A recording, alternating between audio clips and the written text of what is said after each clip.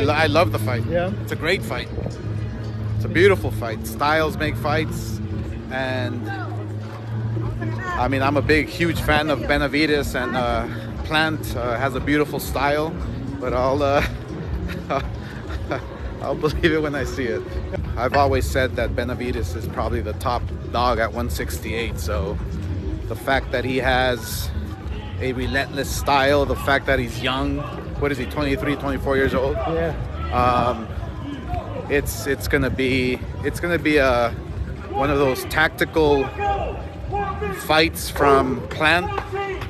He has a beautiful style, like I said, but ultimately I think Benavidez can just keep on walking him down, and the youth and the power and the strength is gonna ultimately win that fight. If Canelo knocked him out, then Benavidez will destroy him. What's good, Just Do family? It's KB back with another one, man.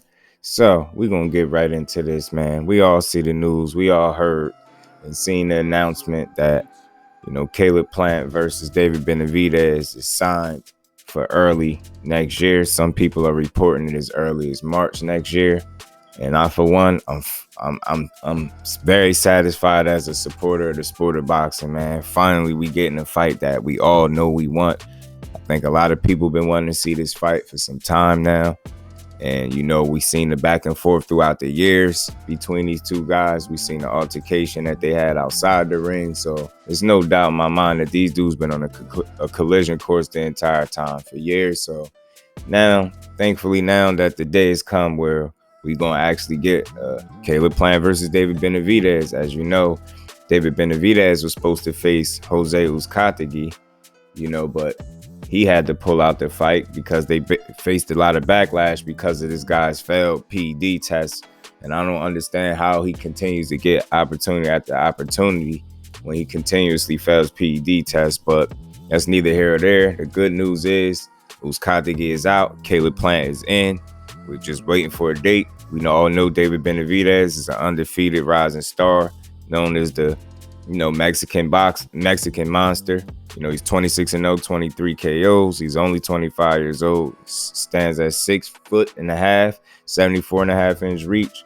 We all know his last fight was May 21st of this year, where he got an easy third-round TKO over, you know, the overmatched David Lemieux. You know, Lemieux's way past his prime at this point in his career.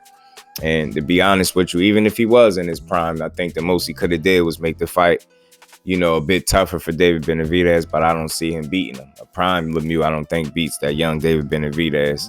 It's just stylistically, I think, you know, Benavidez is a bad style matchup for a guy like David Lemieux, despite whether it's a younger or old Lemieux. But, you know, David Benavidez made quick work out of this guy. I mean, he blitzed him. He was able to get him out of there early. He knocked him down in round 2. And, you know, I really don't even remember Lemieux landing any punches, definitely nothing that mattered. And ultimately, he was TKO'd in the third, and he just didn't stand a chance. And fast forward to now, you know, we got this big announcement.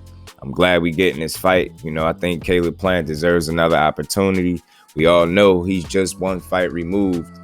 You know, he's had one fight since losing to Canelo Alvarez, which was his first loss as a professional. You know, I mean, it was a knockout loss at that.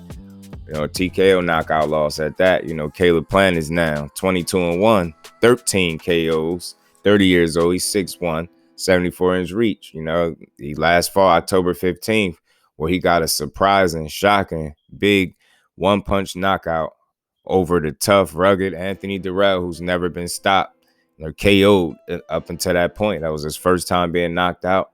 You know, Caleb Plant stopped him in the 9th round. I mean, he pretty much controlled the fight from the opening bell with his jab. You know, he was very elusive at times.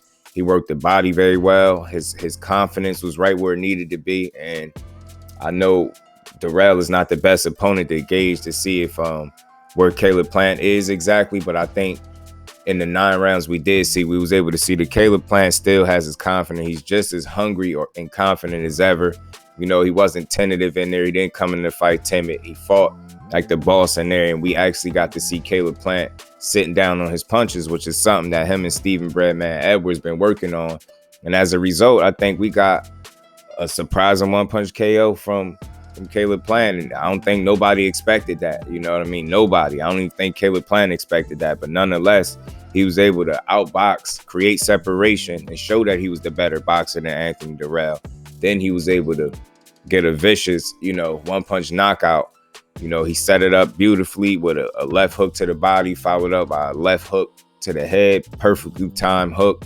And, that was good night for Anthony Durrell. Like I said, the most impressive, aspect of the knockout was it was Anthony Durrell's first time getting KO'd. He also fought Benavidez, and even though that fight was stopped, it wasn't a one-punch knockout. It was stopped, and I believe the cut led to the stoppage with Anthony Durrell and David Benavidez. But nonetheless, Caleb Plant, he put Anthony Durrell in the dirt. And, even on this, he was up on the scorecards even before he knocked him out. The scorecards were 79 to 73 twice and 80 to 72. So, like I say, he clearly created separation in the fight, and he handled business, and he was able to knock out a guy that David Benavidez couldn't knock out. Now, you fast forward to today, Uzcategui was supposed to get in there with Benavidez, a former Caleb Plant opponent that Caleb Plant beat up handily. And like I say, he had to pull out, and that fight got canceled and scrapped because of, Uzcategui's previous PED test that he failed. So not glad that it happened. I'm just glad that Caleb Plant is getting an opportunity, a much deserved opportunity. I'm glad to see Benavidez challenging him against somebody that's an actual 50-50 fight.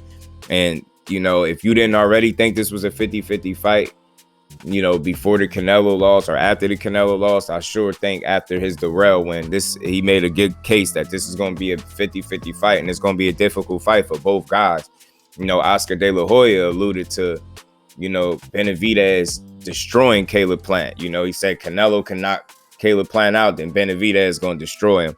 I don't necessarily agree with that. I think Caleb Plant has learned a great deal since the loss to Canelo. I think he's shown some very subtle improvements against a 38-year-old Anthony Durrell. I think there's still some positives to take away from that performance. And nonetheless, I think this dude is just ready to, try to get back what he once had, which is a belt, get back in title contention and compete for a championship. And that's, David Benavidez is on the same path. He's undefeated. He's 26-0. Like I said, 23 big knockouts. He's coming to win. Stylistically, I think this is going to be an excellent matchup. You got the pure boxer that just starts now sitting on his punches. So you never know. Caleb Plant might be really looking to hurt Benavidez. Don't be surprised if it happens. Benavidez, on the other hand, we knows how he fights. Comes forward behind that high guard. He throws, tons of combinations, man. He has very fast hands. He digs to the body very, very well. I think Caleb Plant is going to make him earn it, though. I think he's really going to use the ring well early. And I think he's going, he's going to make David Benavidez earn it. Unlike, other guys, he's not going to be like David Lemieux, stuck in the corner and hesitant to throw his hands. Caleb Plant is going to come to fight, and I think he's a real live dog in this fight. And he got a much better chance at winning than what people give him. And I think this is a true 50-50 fight. I don't have a dog in the race. I support both fighters. I like them both, but I'm not going to make a prediction just yet. Man, wait till we actually get a date and get closer to the fight. Then I'll come with a full fight breakdown. But until then, I'm going to stay steadfast on the fact that this is a 50-50 fight. Either guy could win. It's whoever brings the better game plan on the night, honestly, in my opinion. So I think, Caleb Plant, despite win, lose, or draw, I think he could prove a lot of people wrong, especially people like Oscar De La Hoya. That seems like, despite him saying how talented Caleb Plant is as a boxer, you still got him getting walked down and destroyed, as you put it, by David Benavidez. And I think, like I said, Caleb Plant could shock a lot of people. I think this whole notion that this guy can't punch and he doesn't have power, I never agreed with that to begin with. I mean, I think this slightly different version of Caleb Plant sitting down on his punches is a lot more dangerous than what people will expect. And I think whenever they make this fight early 2023, like I said, some people is reporting it as early as March, but it remains to be seen. But I think it's definitely going to be a fight that's going to deliver. And it's a fight that the boxing fans and the boxing world much needed. You know what I'm saying? So that's my thoughts on it, man. Y'all get in the comment section. Let me know what y'all think. Who y'all got winning? I got Caleb Plant, beating the Mexican monster and David Benavidez, or do y'all agree with Oscar? Do y'all got David Benavidez destroying and stopping Caleb Plant? Let me know, as always, did I get these boys, Caleb Plant and David Benavidez, their Just Do? Because that's what I do over here at Just Do Boxing. Until the next one, I'm out. Peace.